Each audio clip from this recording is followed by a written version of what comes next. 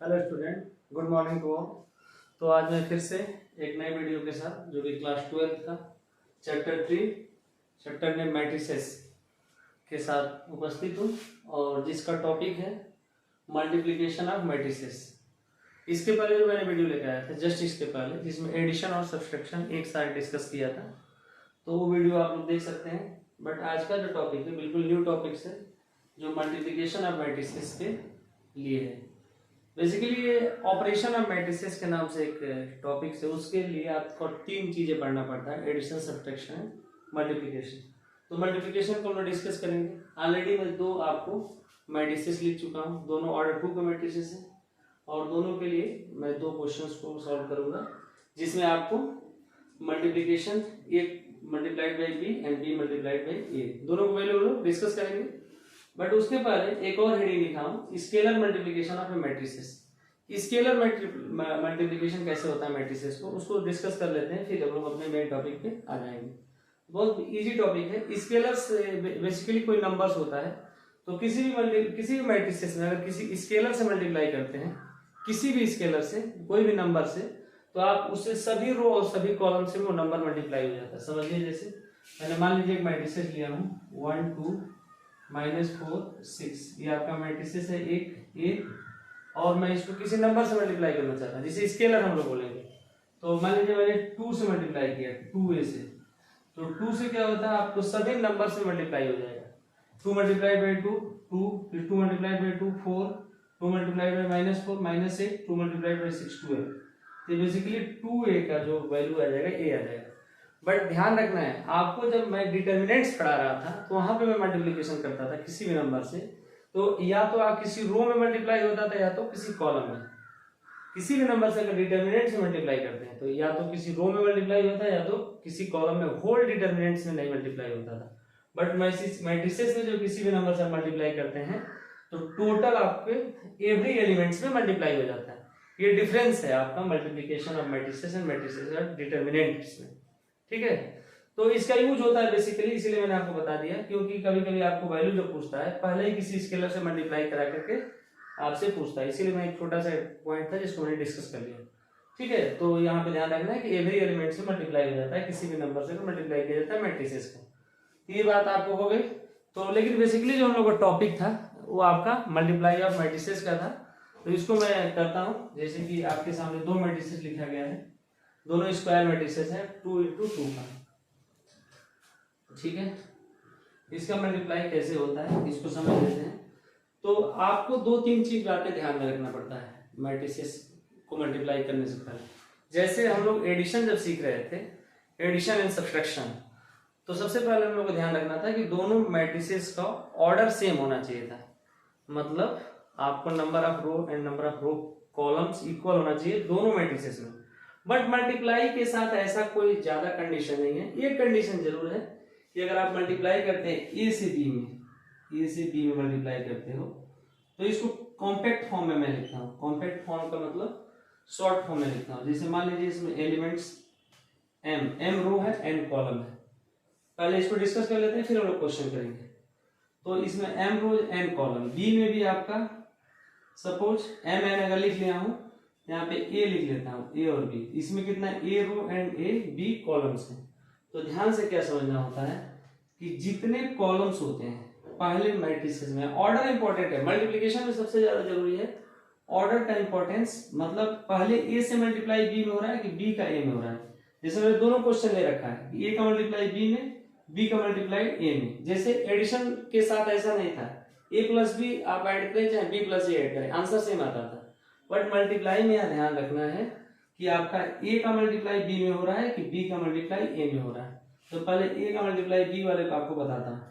यहाँ पे जो सेकंड है नंबर ऑफ कॉलम है, एन क्या है, नंबर ऑफ कॉलम।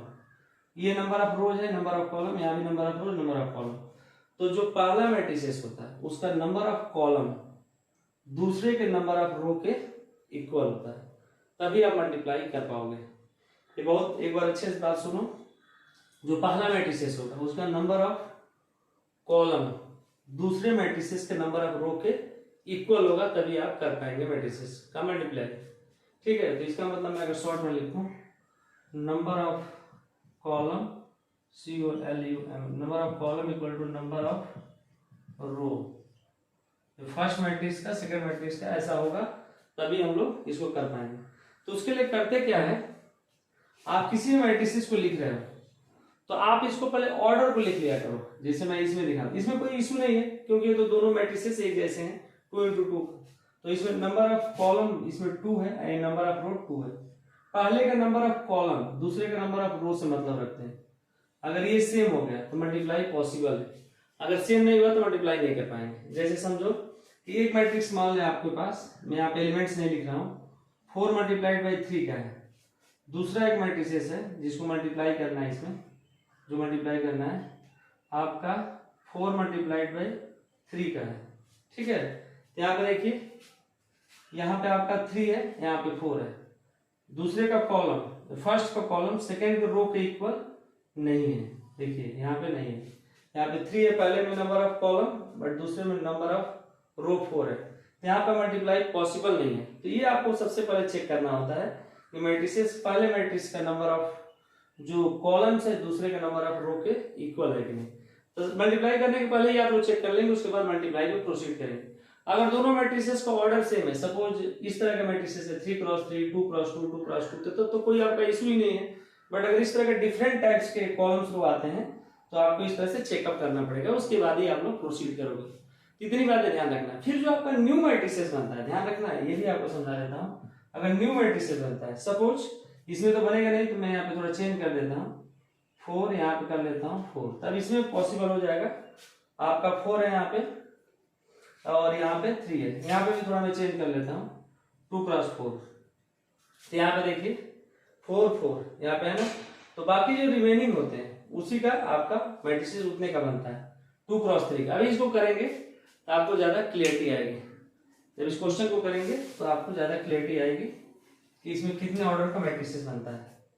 ठीक है, तो पहले को मैं चेक करता हूँ कि ए बी के वैल्यू निकलाता हूँ। बिल्कुल इजी क्वेश्चन है, तो इसमें समझना है मल्टीप्लिकेशन का ऑर्डर कैसे होता है। ए की वैल्यू मैंने पहले लिख लिया 2 4 3 2, यहीं पे बी का मल्टीप्लाई करते हैं 1 3 -2 एंड 5। करेंगे क्या बच्चों, पहले वाले मैट्रिसेस का आप चूज करेंगे रो को। ध्यान रखना है कि यहाँ पे नंबर ऑफ कॉलम पहले का दूसरे के नंबर ऑफ रो के इक्वल होना चाहिए। यहाँ तो इक्वल है क्योंकि दोनों का 2 क्रॉस 2 2 क्रॉस 2 है। अब पहले का रो दूसरे को कॉलम से मल्टीप्लाई होता है, मतलब कॉरस्पॉन्डिंग एलिमेंट्स मल्टीप्लाई होता है। जैसे समझो, अभी कराऊंगा तो समझ आएगा। 2 का मल्टीप्लाई 1 में होगा, 2 मल्टीप्लाइड बाई 1, ठीक, प्लस 4 का मल्टीप्लाई करेंगे -2, 4 मल्टीप्लाइड बाई -2।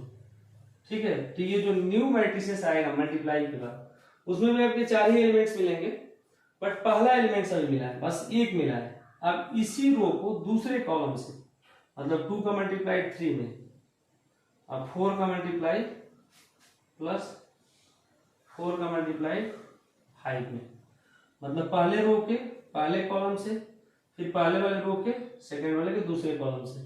ठीक है, तो पहला रो आपका मिल चुका है। अब इसको लेंगे, दूसरे रो को मल्टीप्लाई करेंगे पहले कॉलम से, तो 3 multiplied by 1 plus 2 multiplied by -2, फिर इसी रो को दूसरे कॉलम से 3 multiplied by 3 plus 2 multiplied by 5। अब इसको सॉल्व कर लेंगे, आंसर आ जाएगा।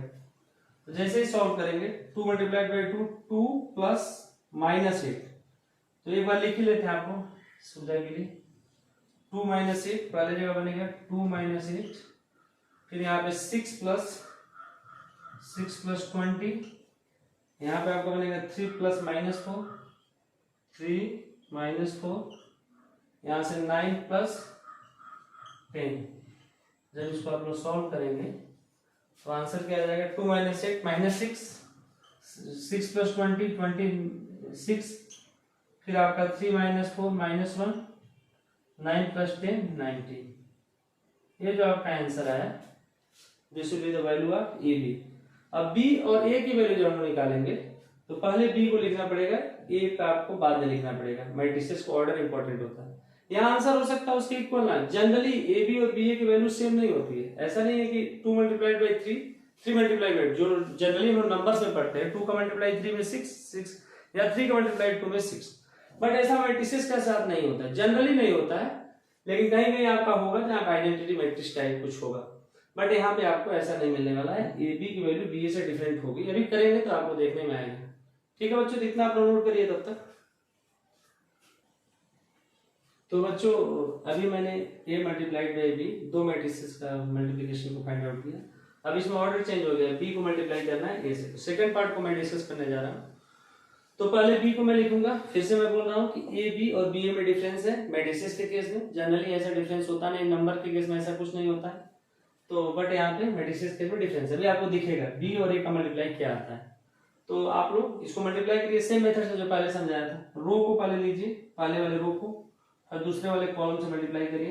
तो 1 का मल्टीप्लाई 2 में, नया मैट्रिक्स ले लीजिए, 1 का मल्टीप्लाई करेंगे 2 में, ऐसा ऑर्डर होता है।